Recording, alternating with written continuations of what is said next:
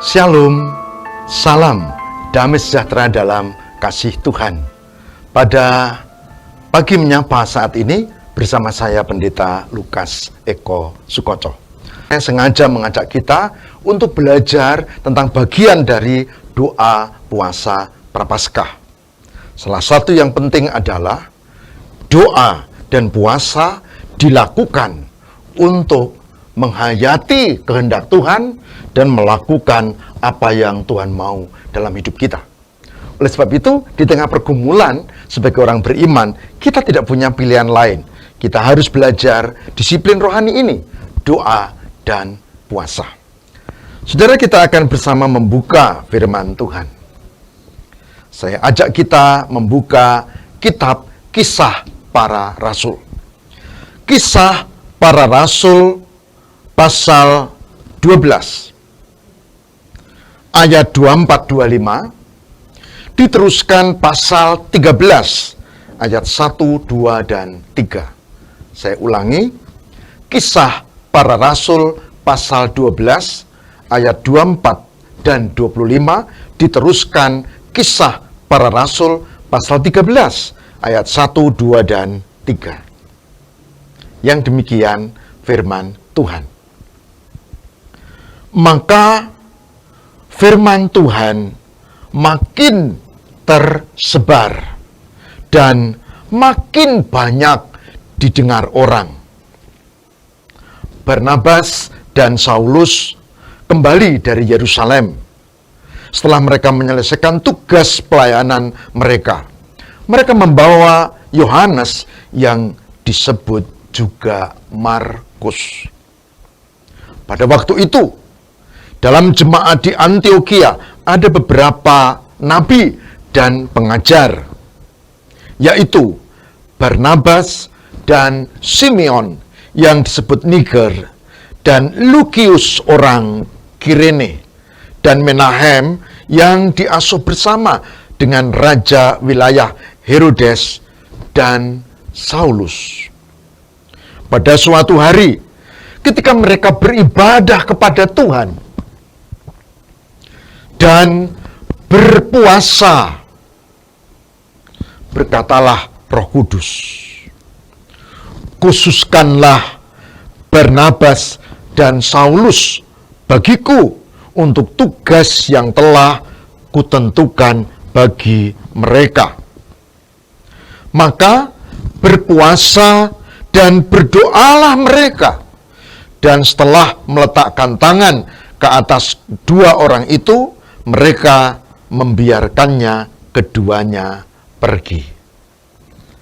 Kisah Para Rasul 12, 4, 24, 25, dan pasal 13, 1, 2, dan 3. Saudara yang berbahagia, barang siapa yang mendengarkan firman Tuhan dan memelihara dalam kehidupan setiap hari. Puji Tuhan, haleluya.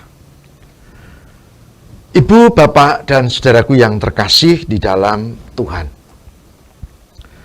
Puasa terkait dengan doa adalah bagian dari kehidupan orang beriman, terutama juga gereja-gereja pada zaman dulu. Di sini disebut di Kisah Para Rasul tadi, doa dan puasa.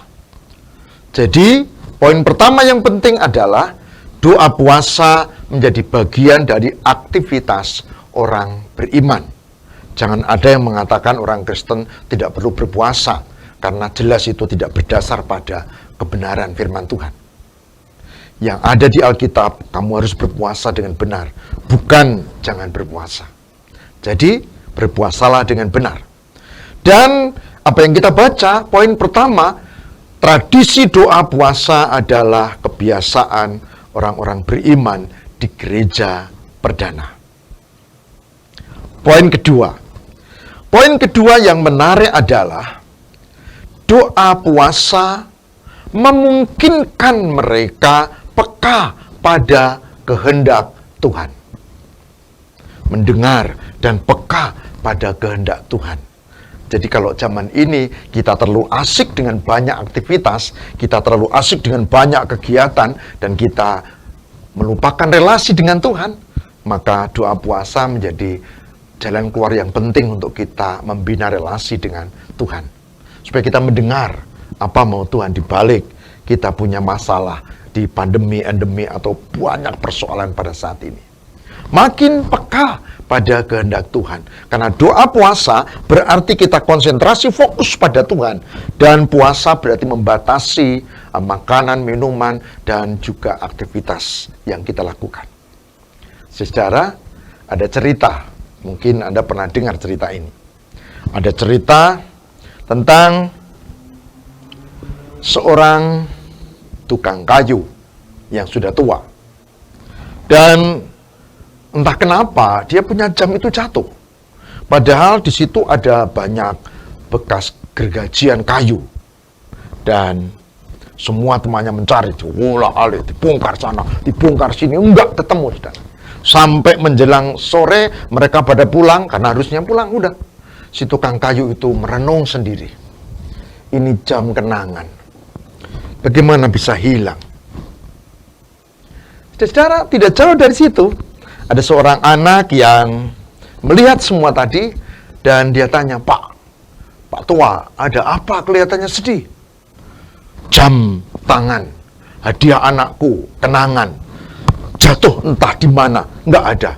Padahal semua sudah mencari, tukang-tukang, mereka pulang tadi semua sudah cari, nggak ketemu. Anak ini diam. Anak ini diam dan Pak tua ini juga malas cerita lagi, dia juga diam. Anak ini diam, aneh. Ketika dia diam, dia mulai diam, lalu bergeser maju, kemudian bergeser ke arah kanan, dan dia diam gitu.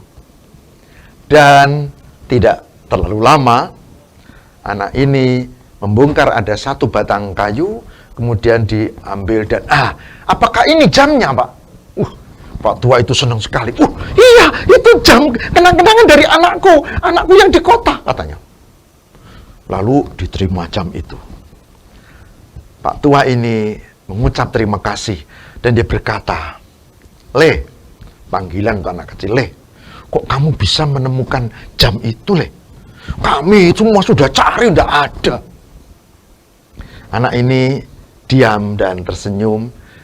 Ini Pak, saya tadi diam, lalu saya mendengar ada itu tak, tapi lembut banget. Saya tadi kan maju, lalu geser ke kanan, kemudian kok saya dengar lagi suara itu, detikan jam, karena jamnya bukan jam mati, jam hidup. Tak. Kemudian saya mendekat, betul di atas kayu ini tertutup juga oleh gerajen. Nah, ketemu. Saudara, apa yang mau dibuat dari cerita ini? Orang yang sibuk tidak akan bisa fokus mendengar. Anak ini, dia tidak mencari kesana kemari, dia duduk, dia diam, dia fokus mendengar. Dan ketemu jam itu. Untuk berelasi dengan Tuhan, kita perlu saat khusus untuk diam, untuk doa, dan berpuasa. Untuk fokus kepada Tuhan. Dan bukan aktivitas rutin kita saja. Oleh sebab itu, pada masa doa puasa, kita dilatih untuk fokus. Seperti pada zaman kisah para rasul, mereka doa dan puasa. Mereka doa dan puasa. Lalu mendengar suara Tuhan. Khususkanlah Paulus dan Barnabas bagiku. Saudara mendengar pembacaan tadi, ayat 3 diulang lagi, saudara. Di Kisah Rasul 13 ayat 3 diulang bahwa sebelum mereka melakukan tugas perutusan untuk memberitakan Injil kepada bangsa lain, maka, saya baca ayat 3 ya, berpuasalah dan berdoalah mereka. Dan setelah meletakkan tangan ke atas kedua orang itu, ini tradisi diutus, ditabiskan, diutus. Mereka membiarkannya keduanya pergi. Jadi pergi setelah ada utusan, dilambari dengan doa dan puasa.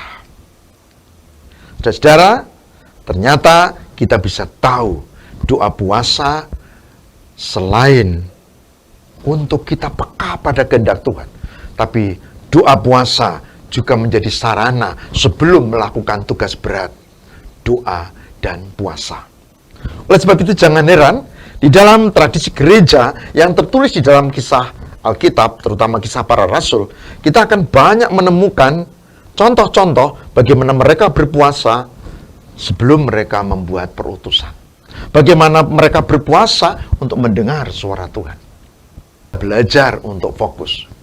Kita belajar untuk doa puasa. Kita belajar untuk menghadapi kehidupan dengan banyak pergumulan, kesulitan, persoalan, masalah, bahkan ancaman. Dengan mendengar suara Tuhan. Kita mohon kekuatan. Dan jalannya adalah doa puasa menjadi sarana melatih diri. Tentu doa puasa tidak hanya untuk itu. Ada juga doa puasa untuk menguatkan permohonan dan doa kita yang mungkin lain kali kita bahas. Kita juga tahu sejarah bagaimana Daud ketika anaknya sakit, dia doa puasa meskipun tidak dikabulkan oleh Tuhan, tapi dia doa dan puasa dan anaknya meninggal. Jadi doa puasa juga bisa memperkuat doa kita untuk memohon sesuatu berkat kepada Tuhan. Saudaraku, selamat melakukan doa puasa. Dan ingat, doa dan puasa itu satu rangkaian, dan itu secara Kristen, jadi jangan ikut-ikutan yang lain, karena kita tidak ada hal yang sangat teknis. Yang penting membatasi makan minum, bukan malah mengumbar, dan yang penting adalah fokus kepada Yesus. Tuhan memberkati. Shalom.